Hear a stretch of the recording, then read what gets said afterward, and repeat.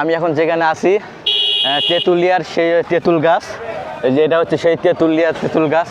এই তেঁতুল গাছ থেকেই এখানকার নামকরণ করা হয়েছে তেঁতুলিয়া। আর এই গাছটা প্রায় 60 বছরের উপরে। আমি এখানে এক স্থানীয় লোকের কাছে জিজ্ঞেস করছিলাম, সে বলল যে আমার বয়সের অনেক আগে, তার বয়স নাকি 60 বছর হয়েছে।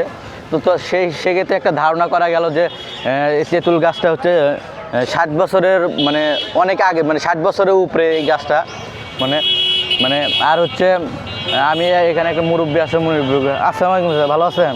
একটু কথা বলতাম, এই যে তেঁতুলিয়া যে গাছটা আছে না, এই গাছটা মানে কত বছর গাছটা? এটা আমার জন্মের আগে। মানে আপনার জন্মের আগে? তাহলে আপনার বয়সটা কত? 60 বছর। 60 তাই তো অনেক বছর। অনেক বছর। আচ্ছা, এখানে যে তেঁতুল হয়, তেঁতুলগুলা কি মানে কি করে? এগুলা জনপ্রতিনিধি মানে যখন যে পারে মানে খায়, কেউ কিছু বলে না?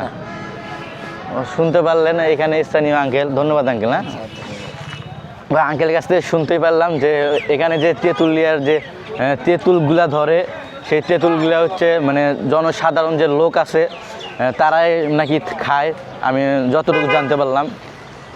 এই সেই তেঁতুলিয়া গাছ।